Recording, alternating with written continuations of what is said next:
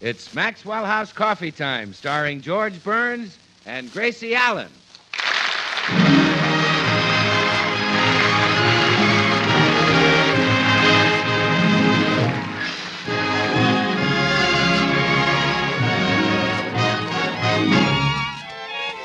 With yours truly, Bill Goodwin, and the music of Meredith Willson and his orchestra. For deep down laughs and listening enjoyment, it's George and Gracie. And for deep down coffee drinking enjoyment, it's Maxwell House, with extra flavor in the blend because of choice Latin American coffees, skillfully combined. Extra flavor in the cup because Radiant Roast develops the full flavor of every coffee bean. And the result is that today more people buy Maxwell House than any other brand of coffee in the world.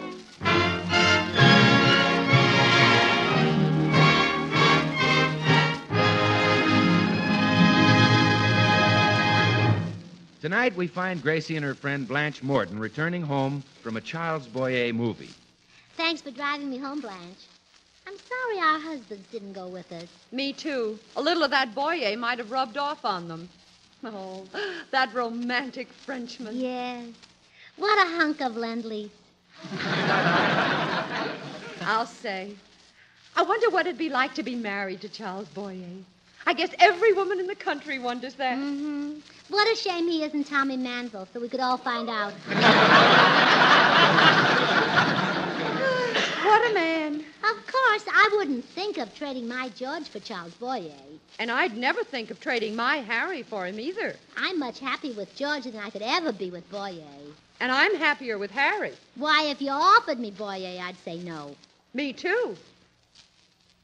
It's no use, Blanche. The same thing happened when we pretended rayons were as good as nylon.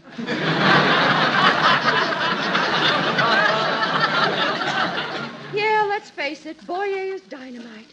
The way he made love to that girl in the picture. Wow. You know, Blanche, I don't believe Frenchmen eat snails. He just couldn't eat snails and work that fast. Remember that dinner scene? How he kissed her hand and held her chair for her? Oh, yes. Does your husband ever kiss your hand before dinner? Are you kidding? With his appetite, I wouldn't dare put my hand to his mouth.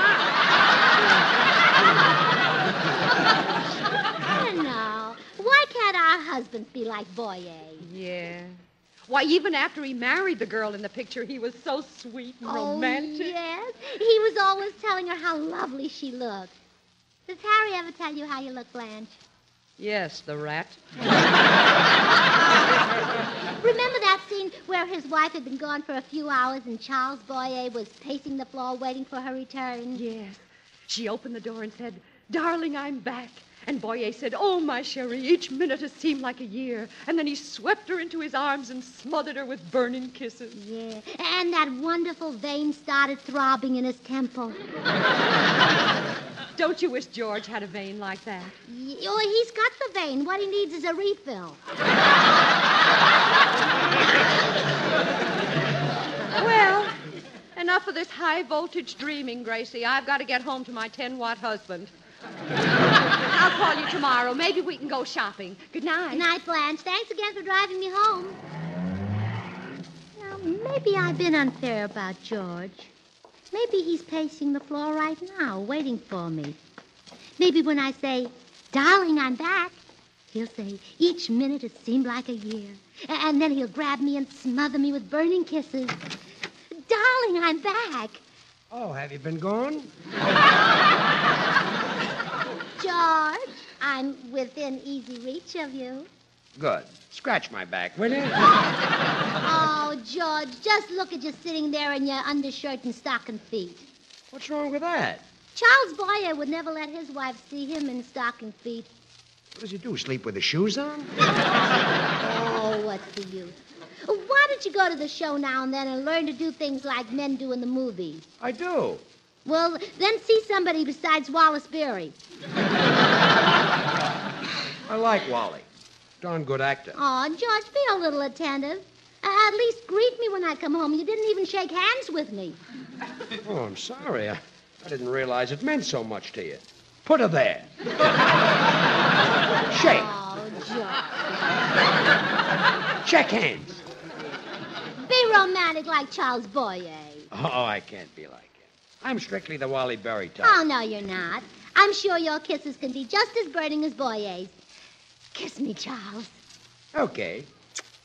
Want another one? No, thanks, Wally.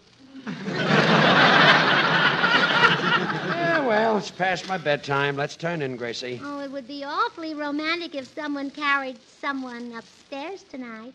Don't be silly. I'm much too heavy for you.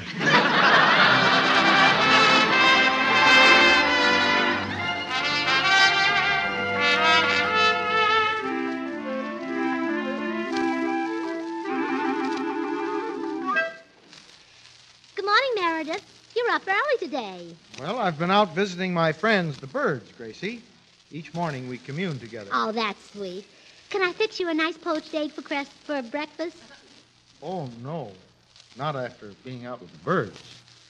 I'd know that some feathered mother had thought of that egg as Sonny Boy. You're too tender-hearted, Meredith. There are mama pigs, too, but I still wish the market would sell us a few slices of Junior. No, I'll just have a bowl of grape nuts. I don't believe they have any, folks. All right.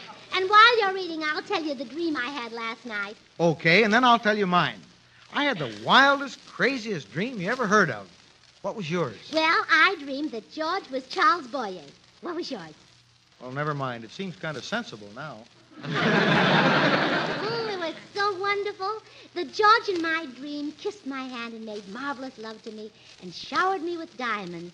But the more he did for me, the colder I became. Why was that? The real George had pulled all the blankets off me. But quite a letdown. Oh, yeah, it certainly was. Oh, I'd be so happy if that dream came true. But I don't suppose there's anything in the world that could turn George into Boyer. Well, a good hypnotist could. A hypnotist? Yeah, one of those fellows who get you in their power and make you do whatever they say. I was hypnotized once by a chap who said he'd turn me into a trained seal. Yeah, and did he? I guess so. I woke up later with a mouthful of fish bones. Say, that's an idea, Meredith. Do you know any hypnotists who would work on George? No, but you might study the art yourself. I have an excellent book on the subject. Oh, is it easy to learn? Now, that all depends, Gracie. You can't hypnotize a person unless his mind is weaker than yours. Oh, well, we're on the right track. Well, the first thing to do is look into his eyes. Then you make passes at him. If it turns George into Boyer, I'll let him make the passes. Bring me that book, Meredith.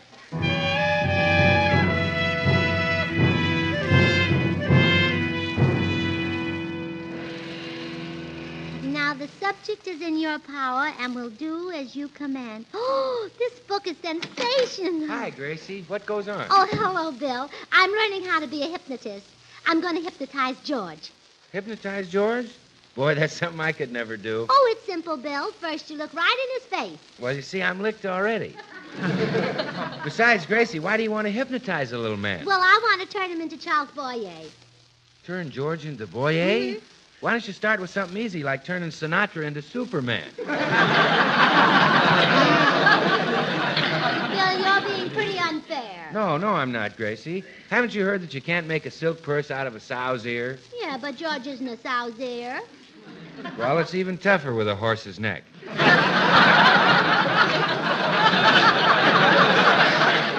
it's worth a try. Let me practice on you, Bill. Me? Yeah, let me turn Bill Goodwin into Charles Boyer. What, and disappoint thousands of women? No thanks. Oh, you're so lucky, Bill. Thousands of girls are waiting for the man they love to come back from overseas. How does that make me lucky? Well, you can see the man you love every day and get a shave at the same time.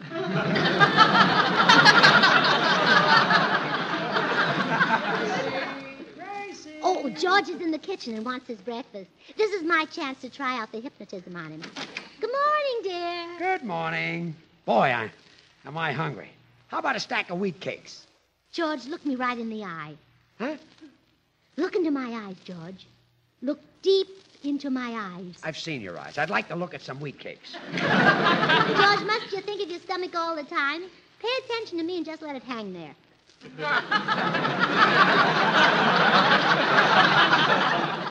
this anyway?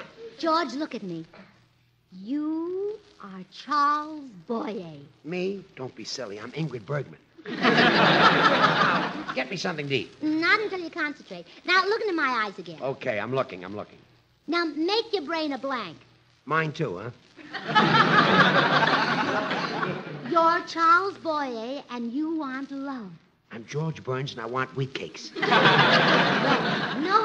you are not George Burns. You never heard of George Burns.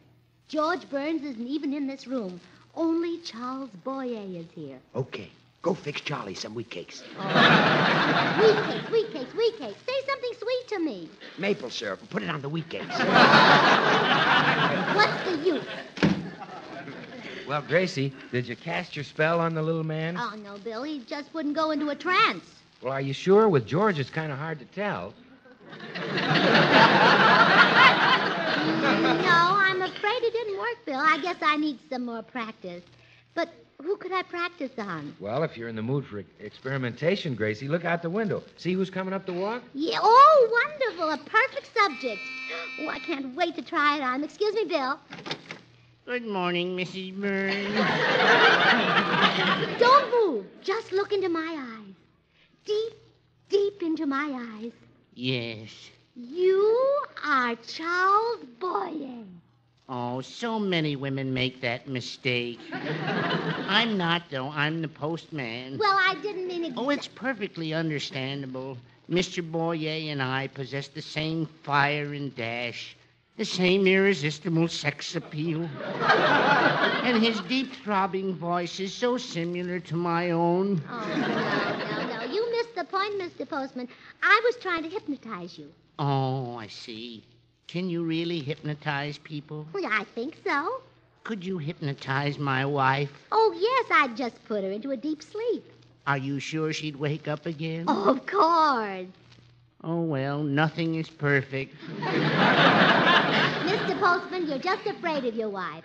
I could hypnotize you so you wouldn't be. Oh, please do. All right. Look into my eyes and concentrate. I'm concentrating.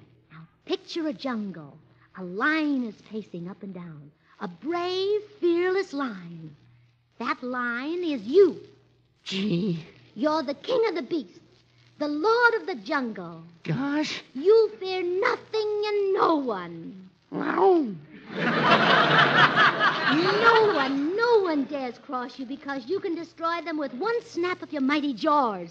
Wow, wow. You're the fiercest, bravest, most powerful beast in the world. Wow.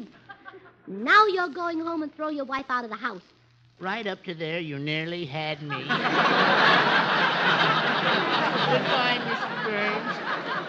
Remember, keep smiling.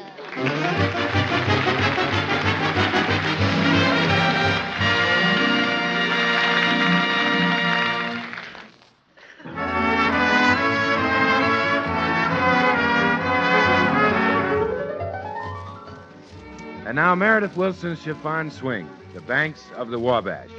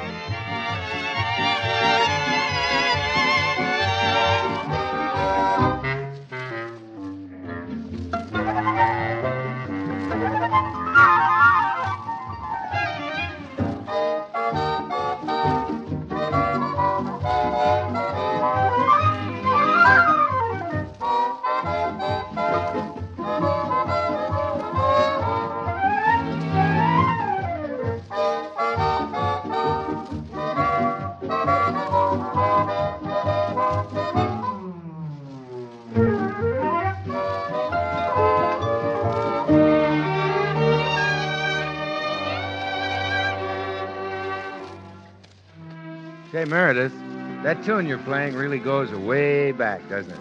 Yes, it does, Bill. On the Banks of the Wabash was first published in 1899. Well, I wonder why it is that a tune like that becomes so popular and lives on and on. Well, I have a little theory, Bill, that it isn't just the tune itself, but, well, it's a combination of a sweet tune and all the sentiment associated with the Wabash River. and pleasant, friendly state of Indiana and the wholehearted Hoosier people. Oh, I see what you mean. A fine tune coupled with sentiment of a familiar and loved American scene has made On the Banks of the Wabash so popular. For we like to enjoy again and again the things we remember with pleasure. For instance, Maxwell House Coffee has been part of the American scene for a great many years. And more people have discovered its delicious flavor and remember it with pleasure until today Maxwell House is America's #1 brand of coffee. And it's no wonder, for Maxwell House is a skillful blend of these choice Latin American coffees. Manizales for mellowness.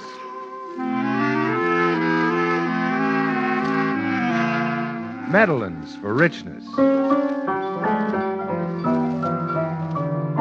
Other choice Latin American coffees for vigor. And Bucaramangas for full body.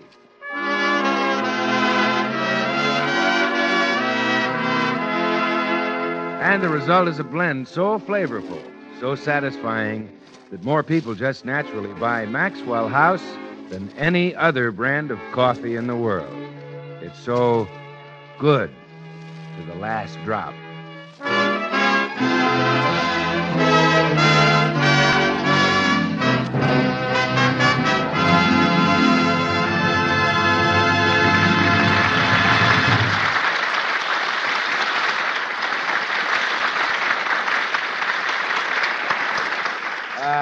Say, Meredith, Yes, George? all morning Gracie's been waving her hands in my face and staring at me. What's she up to?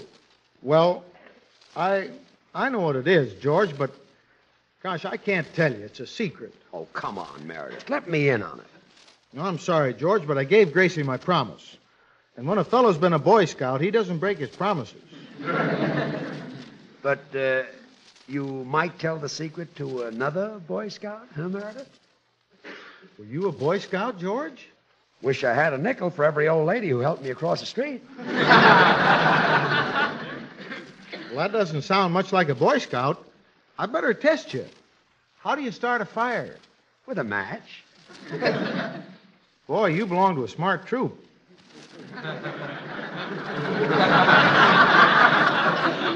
We used to spend days rubbing 2 sticks together. Well, now that you're sure of me, you can tell me the secret. You know, we Boy Scouts got to stick together. Yeah, I guess we do. Well, here it is. Gracie's trying to hypnotize you into being Charles Boyer so she'll have a romantic husband. So that's it. Another one of her harebrained schemes. Meredith, have you any idea what I take from Gracie? No, I haven't, George, but it must be quite a tidy sum.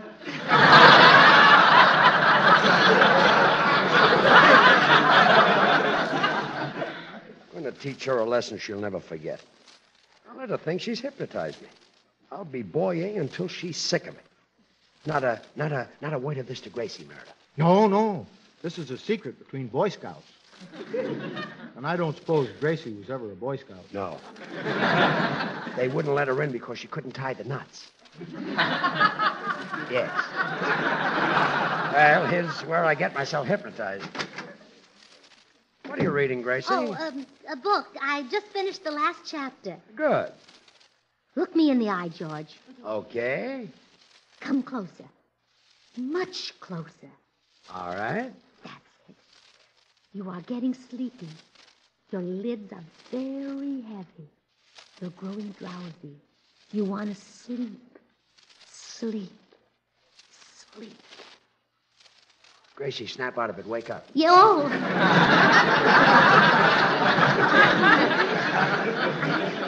I guess you got too close. Yes, yes. Back up a little. Backing. Now concentrate. When you awaken, you will no longer be George Burns. You will be Charles Boyer. Charles Boyer. Now awaken. Speak to me. Benjour, mademoiselle. Oh, he is Charles Boyer. He spoke to me in perfect French. But of course, I am Charles Boyer. You're sure you're not George Burns? George Burns? Never heard of him. Oh, this is wonderful. And who are you, mon poutout?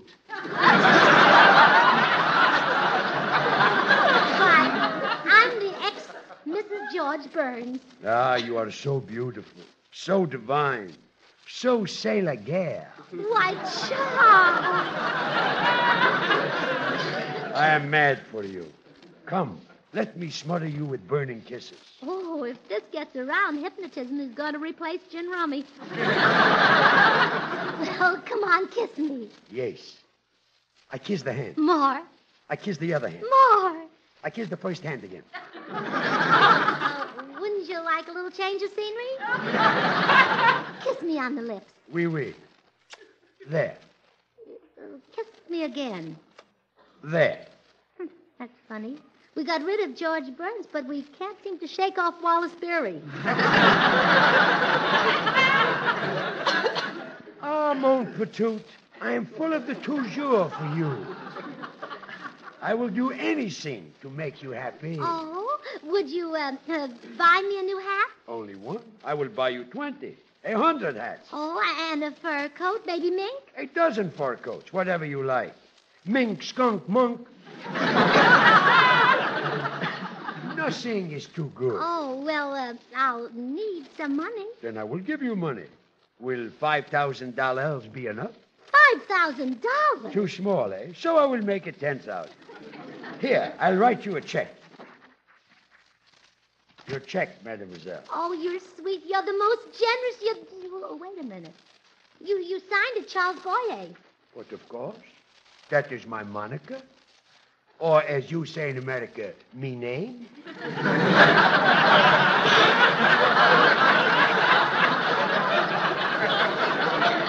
Oh, but the check is no good unless it's signed by George Burns. George Burns.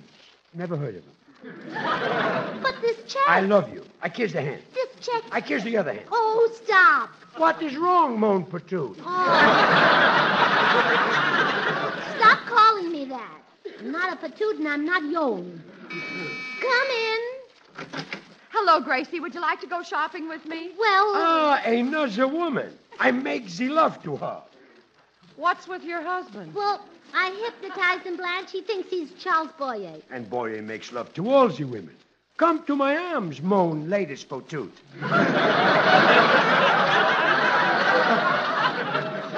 cut it out. Yeah, you let go of her this minute. Not until I smother her with burning kisses.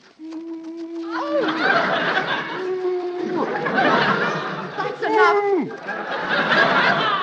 That's enough. I'm getting out of here. Yeah, get out, Blanche. Go do your shopping. Shopping my eye. I'm going to study hypnotism. Why did you do that? Why did you make love to her? Because I am Boyer. For Boyer not to make the love is like the baker not to make the bagel. Oh, this is terrible. I've got to turn you back into George Burns. George Burns. Never heard of him. Oh, please, look into my eyes. I am looking. Now concentrate. When you awaken, you will no longer be Charles Boyer. You will be George Burns. George Burns. Now awaken. Speak to me. Banjour, mademoiselle. Oh, this is awful. Please, George, wake up. Come in. Hi, Gracie. I'm sorry to bother you again, but Gracie, you're crying. Oh, I can't help it, Bill. The most terrible thing has happened. I hypnotized George and turned him into Charles Boyer. And now... Oh, you poor kid. Now he's turning back into George, huh? No.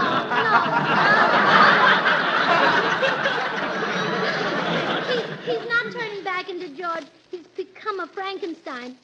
Well, he's turning back, all right. That's one of the steps between Boyer and George. Oh, Bill, help me. I want my George back. Well, Gracie, I'll test him and see if he really thinks he is Boyer. Monsieur Boyer. Oui? Do you know that Maxwell House coffee is appetizing, rich, full-bodied, and mellow? Coffee that's full-flavored best, good to the last drop? Très bien. He's Boyer, all right. He knows about the coffee, but he thinks I'm a guy named Ben. Well, Mr. Boyer, do you know that more people buy and enjoy Maxwell House than any other brand of coffee in the world? Certainement. Loves that coffee, but now he thinks I'm a guy named Mo. Oh, Bill, I see you're not going to help me. I'll go in the den and talk to Meredith. You look worried, Gracie. What's the matter? Oh, Meredith, I turned George into Charles Boyer, and now I can't turn him back again. I'm frantic. Gee, you wouldn't have to worry at all if you knew the secret George and I have. Secret? What is it, Meredith? Oh, I can't tell you. It's a secret between fellow Boy Scouts. We Scouts have got to stick together. Well, you and I ought to stick together, too, Meredith. We're fellow Gene Autry fans. Well, I've switched to Roy Rogers. Well, we're fellow Democrats. Well, Meredith, where were you born? Iowa. You see? There you are. You mean? I was born in California. Right in the same country. My golly, I never thought of that. We're fellow Americans. Well, sure, we were both born in America. That's right. E pluribus unum. San Francisco.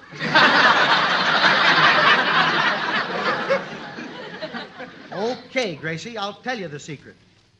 George is only pretending to be hypnotized so he can teach you a lesson. What? I wouldn't have told that secret to anyone but an American. Oh, so this has all been an act. Well, we'll see who teaches who a lesson. Hand me that telephone.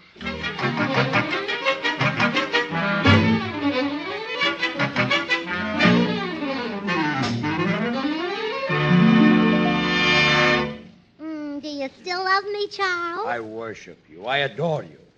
I'm full of de toujours for mon sweet patoot. Oh, good. There's a delivery man coming up the walk now with something that'll make you very happy.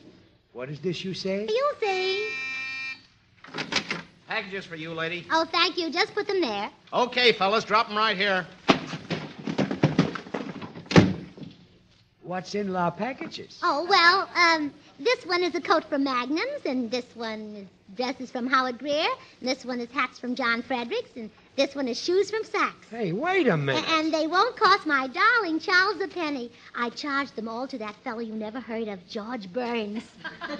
Gracie, you can't do this to me. Oh, don't look now, dear, but your accent is slipping. Oh, forget that Boyer stuff. I only pretended to be hypnotized. The whole thing was a gag. Say you'll send those things back. Gracie, speak to me. Banjour, mon patoot.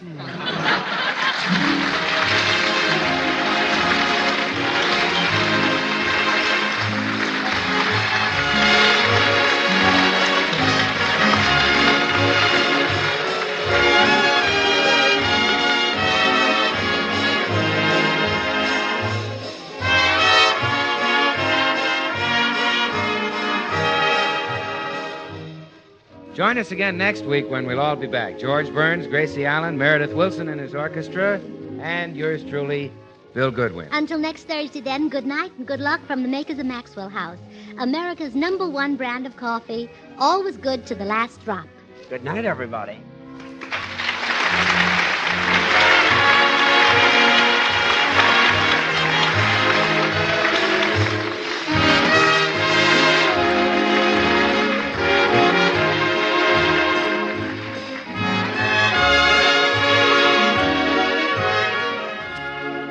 Stay tuned to this station because Dinah Shore's open house is coming on in just a second. Dinah's special guest tonight is Groucho Marx. Oh, goody, goody, Jello pudding tonight. It tastes like Grandma's, only more so. You ain't kidding, that's right. And just as Jello's 6 delicious locked-in flavors can't be beaten, so the proof of Jello pudding's in the eatin'. The Jello twins are hard to find, but keep on looking in your store. When sugar shortages are over, there'll be more. Just a taste of Jello pudding or of Jello and you know it's the one and only Jello.